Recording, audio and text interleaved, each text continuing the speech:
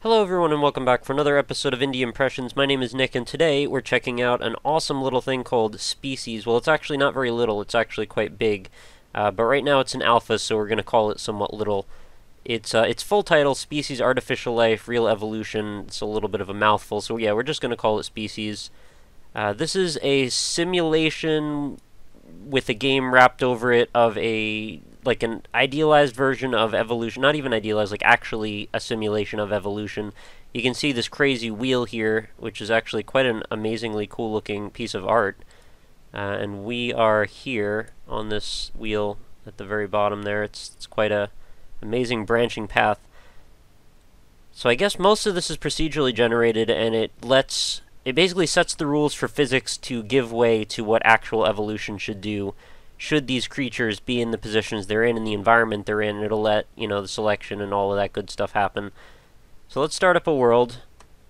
This is my very first time playing this. I just found this on Reddit the other day and I couldn't resist. Initialize random. The more random the better, right? World size 1, number of creatures 250. That seems fine. Randomize ground fertility, randomize height map. Oh wow, I can change the whole, there's like mountain ranges and everything. It's a good style for us. Pretty diverse, actually, these height maps. Kind of want, something like this that sort of wraps around them a little bit and gives some opportunity for high altitude creaturing. So this is very early in development, even though it's been in development, I think, on and off for like 8 years, and then more so in development for 5. But things have started to pick up lately. And they have a Kickstarter and everything going, and they're trying to get funding for this to make it a whole big deal. I mean, the marketing was sort of like, well, did you think Spore was a crappy game? Well, here you go. This is that done properly. And I kind of agree with that. I mean, I can't say completely agree with that because I still had a little bit of fun with it, but it wasn't like amazing or anything. So I'm not sure yet what we have to do with this scenario here. We're going to explore the UI in a second. I'm just sort of getting the lay of the land. Alright, that thing just died and turned into a chunk of meat. I guess that ate it. Are those? Yeah, there's a couple of them. So there's a very strange group of creatures. They're all very diverse. And we're going to see them become extinct very quickly. That looks like something out of XCOM or something. Quite creepy looking. Yeah, I'm going to go over here. That thing freaks me out. What are you? Weird face. It's got like a shark attached to the front of it. Oh, the shark just like retracted in. These are like some kind of crazy horrors that you would find in LSD Dream Emulator just wandering around this landscape. Or maybe they're more like things you'd fight in Final Fantasy XII. Yeah, they kind of remind me of that too. That one says meh. I guess it's bored of life. Oh no, it's a piece of meat. I guess it's... yeah. Oh, there's more mehing going on over there. Is that what things say when they turn into meat? So I guess the forest can be eaten, which is pretty good. And right now the landscape is not very dynamic, but they said in future updates, which there will be many of, they promised, there will be, changes in terrain, biomes, and things. So that's something to look forward to. And right now this is completely free, so there's really nothing from stopping you, or nothing stopping you from downloading this and trying it out. We grant that, yes, the models look pretty rough right now, but they are pretty crazy and weird and different. So whether or not they look fancy and have, like, cool shader techniques and procedural animation, which I think they are actually doing, they're functional. They get the job done. So for auto-saving, eventually we're going to be able to see, like, that wheel as it applies to all of these creatures. I hope this one survives. It's got a pretty cool color scheme to it. Quite a face as well. Oh, it's watching me. I guess they can see the cameraman floating around. This one looks like it's probably going to live for a while. I wonder how it randomizes these parts. This one just looks like a pile of fungus with eyeballs or something. So after a while, we'll see there will start to be a certain amount of these that are dominant that start to stay. I'm not amazing at navigating this. I guess I could probably just fly in the direction I'm looking. That's probably right. So what is this? Oh no, this arrow is just pointing which direction my mouse is telling us to go in. So let's look at the UI. So we've got thoughts are shown, cursors on, move button, feed button. Oh, it can be feeding things and I can be murdering them to decide, make my own selections so they're a little less natural. I can splice genes and I can radiation gun things to produce more diverse mutations. At least that's what I suppose would happen. Can find details and statistics. I'm not sure we have much of that going on at this point. That's okay. Highlight filter, and then we can change the speed with which the simulation proceeds at, or we can freeze it completely for those moments when you just really need to get a still frame of one of your crazy mutant creations. Spore definitely looked a bit better. I mean, granted, this is still early, so I mean, that's not really saying much, but in another way, actually, compared to Spore, this doesn't look that much worse. And I know you're probably going to argue with me about the animation and stuff, but in terms of like the overall wackiness of the stuff you would find in Spore, these are not that far-fetched comparatively. Their tails are doing something kind of freaking me out. I don't know what that's about. I don't like that. You guys should stop doing that now. They're not going to stop, are they? They're probably going to become the dominant species over everything, too. Oh, we can watch them, I guess, down there. I don't know what these meters mean yet. Let's, shoot this one with the radiation gun. That's its punishment for having a creepy tail. Yeah! Feel the burn. Half-life. Ah. So, I mean, it's pretty bare bones. I mean, aside from this simulation, there's not really any music. Very few sound effects, but the ones that are there seem like they're appropriate. The texture work on these mountains is a little bit blurry, but it's got that thing where when you get close, it's trying to be more detailed from level of distance, but it's actually just sort of looks strange and like it's got unsharp mask on it or something. And these mountains, I mean, the textures are so blown up, they're kind of blurred out. But I'm not here to rag on the game. That's the textures and the graphics and the animations are really like the last point in what's relevant here. What we're concerned with is, does the simulation work as intended? And I mean, I don't really have a way of knowing that just yet. That thing's insane looking. But I'm pretty confident it probably does work the way it's intended, yeah. There's a lot of these little graphics showing up everywhere. I thought you could fly higher just by looking up and flying. Is that not what's happening? Oh yeah, that is what's happening. It seemed like I was sinking for a while. So I turned some of the settings up a little bit. I didn't turn them all the way up, though. So you'll be able to see creatures all the way out on these hillsides and stuff. You can actually turn it higher than that and potentially see them across the entire distance. I was a little confused. See, I thought the height maps were going to be like towering mountains and stuff, like the size of these border mountains. But in reality, they're just sort of like these little hills, which is a little lame. I guess I was hoping that this would be a bigger area. So, I mean, when we look at the biomes here, there's very little in terms of diversity. I mean, there are forest areas over here which are more densely populated by trees.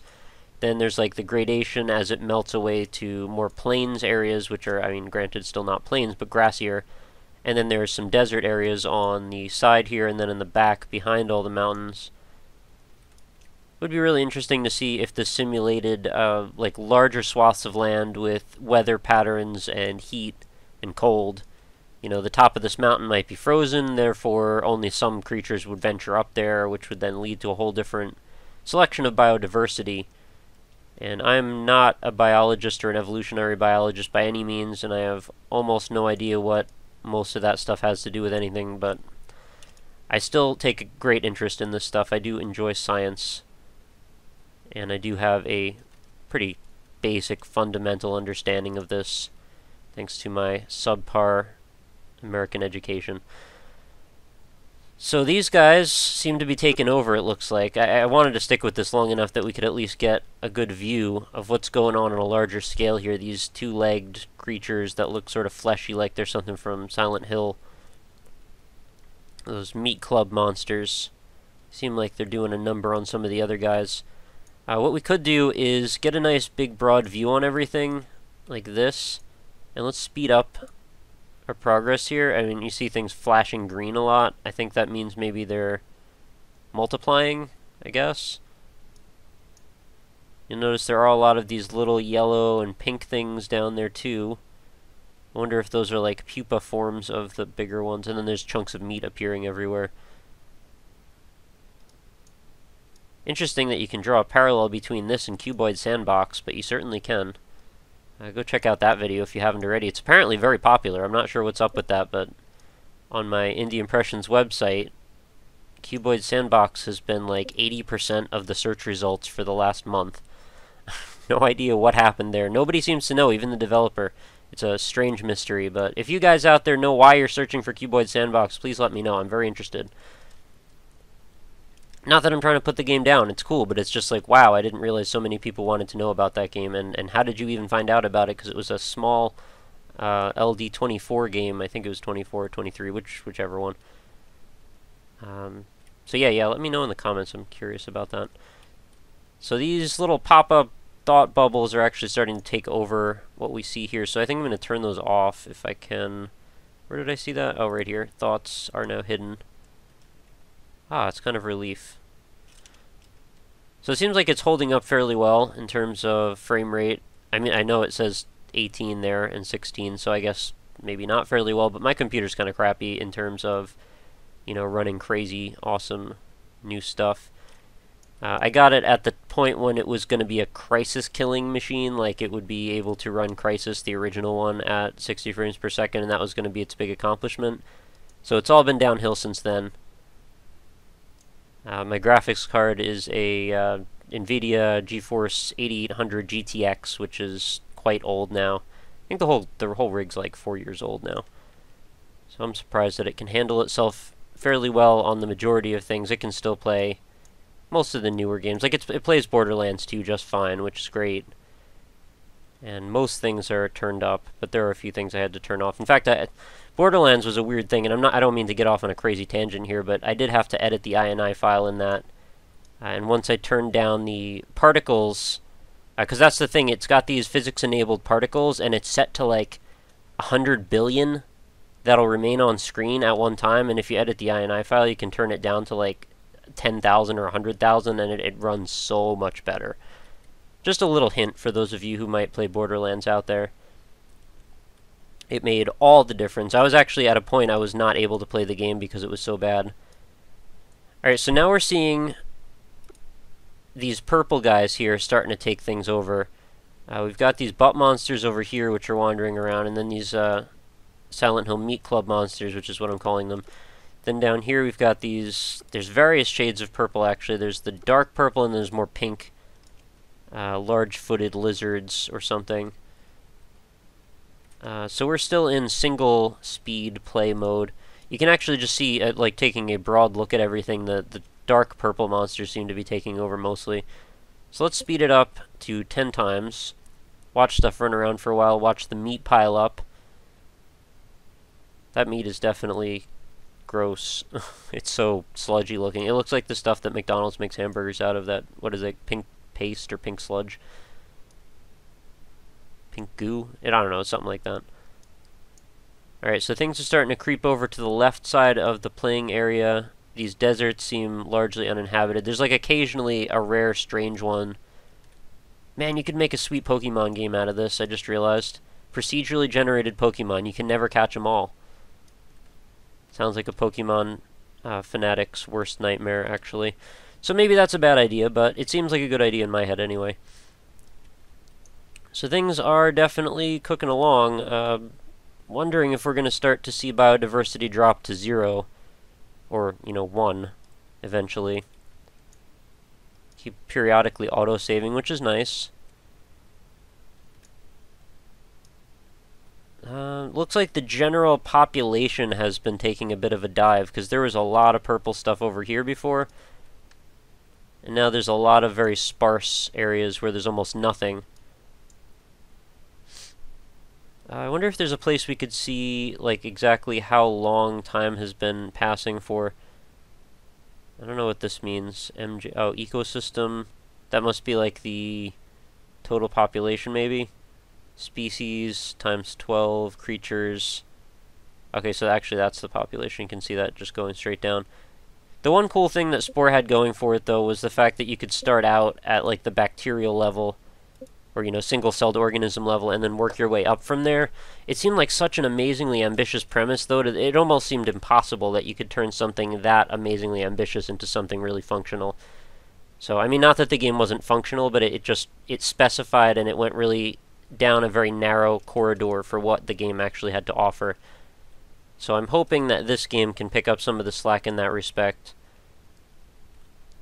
even though it seems to be a little bit more heavy on the simulation element. And I think that's what a lot of people wanted to see. So I'm saying that not to be criticizing the game itself. So what's going on down here? These all seem to be fighting. It's a little bit of a war over some turf. And I guess every time we generate this, we're going to have a totally new set of creatures to choose from. Be kind of cool to make like a evolution tournament. You know, simulate 10 of these worlds, and the winners of, or not the winners, but like the last remaining organism after each of those simulations dies off, put them all, the 10 of them, against each other in the same environment. Although, yeah, you'd have to have the same terrain for all of that to work. You know, all throughout. Each of the 10 simulations would need the same area. I think you get what I'm trying to say, hopefully. Alright, so now the purple guys seem to be dying off, perhaps. Or at least they're not nearly as pervasive as they were a few moments ago. Now we've got these chunky, muscular, winged bat monsters that sort of look like tanks from Left 4 Dead or something, but stretched out. I think I was calling these the butt monsters before, right? Because you can see they have big butt cheeks on the back of them. What's going on over here? It looks like occasionally a couple new creatures are showing up. Maybe. I don't know if they're new, but maybe they're just evolved versions of old ones that I wasn't keeping track of. Alright, so it seems like it's pretty obvious these guys are the ruling organisms now. I mean, the purple ones they're almost all but gone now. So what happens, though, when there's no biodiversity? Like, do the creatures start cannibalizing themselves, or do they just all die off? What happens here? Curious to let this run its course once, but it seems like there are a few remaining other alternative organisms that are putting up a fight. And I guess that's the American way, like, diffuse all life except for your own. Right, we got all these this diversity here. We want it to just be Americans, basically. Not even just humans, but like just Americans. I say this jokingly, of course. Hopefully you can tell. My level of sarcasm in these episodes, it varies. Some episodes I'm very genuine, and other episodes I let a little bit of my realistic personality shine through, which is that I'm generally a pretty cynical, skeptical, and sarcastic person. But oftentimes the magic and wonder imbued in these indie games just sort of blots that out. So what's going on here? Now we seem to be done with the purple ones entirely. They're just gone. There's this thing here, which looks like a purple version or pinkish version of the club monsters. Maybe these guys are breeding with them. That looks like something from Half-Life or Dead Space, perhaps. Pretty gross. Very little biodiversity now. It's really down to like maybe what, 2 or 3 things, I don't know, 10 species. And there's probably a few species that are just like one creature.